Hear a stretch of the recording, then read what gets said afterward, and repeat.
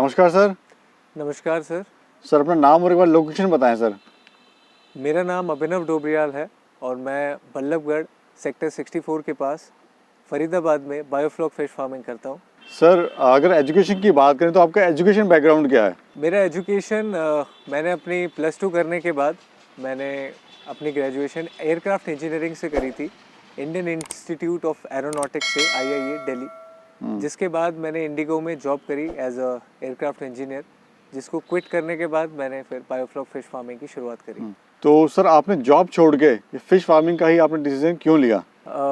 Job जैसे कि सबको पता ही है, काफ़ी टेंस्ड होती है, काफ़ी मैनेजरियल प्रेशर होता है और टाइमली वर्क करने का एक डेडलाइन दे दी जाती है, और वो भी किसी और के काम के लिए, तो वो अच्छा नहीं लगता था। तो इसीलिए मैंने सोचा कि एक बिज़नेस करने की, तो आखिरी में मुझे बायोफ्लॉक फिश फार्मिंग ही बेस्ट लगा। तो कितने साल पहले आपने स्टार्ट करा था सर, और कितने टैंक से स्टार्ट करा था, और आज आपके पास कितने टैंक हैं? जब मैं IGI एयरपोर्ट में अपनी जॉब कर रहा था, उस टाइम पे मैं महिपालपुर में रहता था दिल्ली में, तो वहीं पे ही फ्लैट में मैंने एक एक्वेरियम था मेरे पास, तो उसी में ही मैंने ऑर्नामेंटल फिश हटा के मैंने उसमें बायोफ्लॉक करना शुरू कर दिया था। 5 फुट बाय 2 फुट का एक एक्वेरियम था, और उसमें फिर सही तरीके से टाइम नहीं दे पा रहा था। मुझे पता था कि ये वर्क कर जाएगा, इस पर टाइम दिया जाएगा। तो फिर मैंने 6 टैंक से शुरुआत करी थी। 60,000 लीटर की टोटल कैपेसिटी थी आज से 3 साल पहले, और जिसको मैं अभी तक कंटिन्यू कर रहा हूँ। अभी कितने टैंक हैं सर टोटल आपके पास? अभी मेरे पास टोटल 46 टैंक्स हैं, जिनकी total water capacity 16 lakh litres है। जी, तो आपका ये सफ़र कैसा रहा अब तक का? पहला जो साल था वो बहुत ही ज़्यादा अप्स एंड डाउन से भरा हुआ था। उस टाइम पे कोई बताने वाला नहीं था। उस टाइम पे यूट्यूब पे इतनी वीडियोस नहीं होती थी, ऑनलाइन कोर्सेज नहीं होते थे, कुछ भी ऐसा नहीं होता था, किसी को फ़ोन भी नहीं कर सकते थे।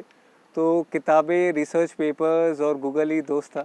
तो उस टाइम पे जैसे समझ के बस काफ़ी गलतियाँ करके फिर सेकेंड ईयर और थर्ड ईयर मेरे लिए बहुत अच्छा साबित हुआ, और अब मैं बहुत हैप्पीली इसे कर रहा हूँ और एक्सपैंड करता जा रहा हूँ। अच्छा, दूसरा सर आप उन लोगों को क्या संदेश देना चाहते हैं जो लोग कहते हैं कि बायोफ्लॉक सक्सेस नहीं है फिश फार्मिंग के अंदर? बिकॉज कुछ कहते हैं सक्सेस है, कुछ कहते हैं नहीं है। तो कैसा आपका एक्सपीरियंस रहा, क्या आप लोगों को बताना चाहते हैं? सर देखिए, इसमें ऐसा कोई दुनिया में बिजनेस नहीं है जो प्रॉफिटेबल ना हो। ऐसा कोई भी बिजनेस नहीं है, let it be any business. ये जो बायोफ्लॉक सिस्टम है, ये बायोलॉजिकल बेस्ड है, ठीक है। इसमें बायोलॉजी है, माइक्रोबायोलॉजी है, तो इसको थोड़ा साइंटिफिक तरीके से फॉलो करना है। आपको एक SOP दी जाती है, उस SOP को आपको फॉलो करना है, और आप कल्चर करेंगे अगर, तो 100% ये सक्सेसफुल है, एंड इट इज़ प्रूवन। आखिर इंडियन गवर्नमेंट ने, फिशरीज डिपार्टमेंट ने इस पर सब्सिडी सैंक्शन करी है। तो जब साइंटिस्ट इसको एक ग्रीन फ्लैग दे देते हैं खुद इस पर रिसर्च करके, तभी जाके इसको एक अप्रूवल मिलता है। सर जैसे मैं देख रहा हूँ सामने काफ़ी टैंक आपने यहाँ पे लगाए हुए हैं। अगर एक टैंक की बात करूँ तो कितनी इसमें लागत आती है, कितना इसमें प्रोडक्शन निकलता है, कितना इसमें फ़ायदा होता है? एक जो गणित है वो आप समझाइए, जो हमारे नौजवान भाई हैं जो उसको करना चाहते हैं। तो सर इसमें मेन है कि वाटर कैपेसिटी हम कितनी इसमें रखते हैं, इसके ऊपर हमारा जो प्राइस है वो डिपेंड करता है। तो अगर मैं इस टैंक की बात करूं, तो ये टैंक अभी 30,000 लीटर की वाटर कैपेसिटी है इसकी। इसको बनाने का खर्चा लगभग 50 से 55,000 का है। और इस टैंक में क्या क्या आता है? इसमें आता है जो वायर की मैश है, ये जो जाली होती है, अंदर की प्रोटेक्टिव शीट, और ऊपर ये टारपोलिन, और अंदर जो वेल्डिंग वर्क हुआ है वो सारा इसमें इंक्लूड है। फिर इसमें बेस वर्क है, जो स्लोपिंग का काम है, चैम्बर बनाना है, शेड बनाना है, एरिएशन की लाइन है। तो ये सब मिला के ऑल इन ऑल ये लगभग आपका 70,000 तक का खर्चा इसमें आ जाता है। अब अगर मैं इसके रिटर्न्स की बात करूं, तो रिटर्न्स इसका डिपेंड करता है मेनली कि आप मछलियां इसमें कौन सी कर रहे हैं। तो लेट से अगर आप एक हाई वैल्यूएबल फिश कर रहे हैं, तो यू कैन एक्सपेक्ट कि लगभग आप इसमें एक टैंक में 900 किलो का प्रोडक्शन होता है, तो आप 1 लाख के अराउंड अपना मान सकते हैं कि आपकी सेल होगी इसमें। तो अब 1 लाख की जो सेल होगी इसमें, ये मिनिमम, बेयर मिनिमम मैं बता रहा हूँ, इससे ऊपर ही होगा, लेकिन ये मिनिमम आपको लेके चल रहा हूँ। जब आपका मछली का प्राइस 100 से 150 रुपए किलो के बीच में होगा, जब आपकी फ़िश का प्राइस इससे ज़्यादा होगा, अगर आप 200 या 300 या 400 रुपए किलो वाली फ़िश करते हैं, तो आपका इसमें टर्नओवर, मतलब जो टोटल सेल है वो उससे ज़्यादा चली जाएगी। और मार्जिन जैसे मैंने बताया था, वैरायटी टू वैरायटी ये डिफरेंट होता है। तो जो वैरायटी कर रहे हैं उसके मार्जिन के बिहाफ पे आप इसमें अपना रिटर्न एक्सपेक्ट कर सकते हैं। ऑल इन ऑल एक गोल ये रहता है कि जब आपका वॉल्यूम 2 लाख लीटर, जब आप शुरू करते हैं 2 लाख लीटर से या उससे ज़्यादा से, तो आपका फर्स्ट ईयर में जितना भी आप एक्सपेंडिचर कर रहे हो, कैपिटल एक्सपेंडिचर और ऑपरेशनल एक्सपेंडिचर, मतलब फिक्स्ड कॉस्ट और रनिंग कॉस्ट, वो आपकी दोनों निकल जाती है और टैंक और स्ट्रक्चर आपका पूरा फ्री पड़ जाता है। सर इसमें कौन कौन सी वैरायटी की मछली हो सकती हैं? ये सवाल आपका अच्छा है क्योंकि मछलियों की वैरायटियाँ बहुत सारी हैं। तो वैसे देखा जाए ऑल ओवर द ग्लोब 30,000 से ज़्यादा मछलियों की वैरायटियाँ हैं जो डायग्नोस हुई हैं, अभी तक डिस्कवर हुई है। उसमें से हम जो कर सकते हैं वो हर एक मछली कर सकते हैं मीठे पानी की, फ्रेश वाटर मछलियाँ हर कोई हम कर सकते हैं। जो मछलियाँ वाइल्ड ना हो, हमें हैचरी के थ्रू मिल जाए, उन हर एक बच्चों को हम बायोफ्लॉक में कर सकते हैं। मार्केटिंग आप कहाँ करते हैं सर? कहाँ पे अपना माल सेल करते हैं, या स्टार्टिंग में आपने मार्केटिंग कैसे बनाई अपनी?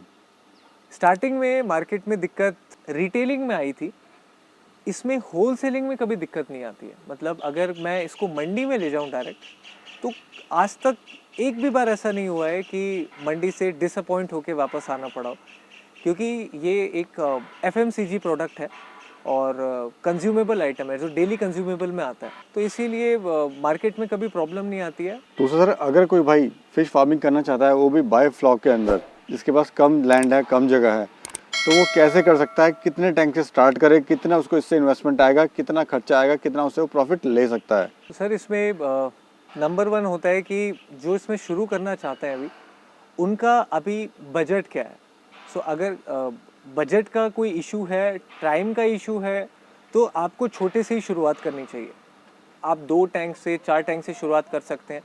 अगर आपका बजट कहीं भी 6 लाख से 10 लाख तक का है, तो आप कम से कम 6 टैंक से शुरुआत करिए, जिसमें आप 4 टैंक 50,000 लीटर के लगाइए और 2 टैंक आप 10,000 लीटर के लगाइए।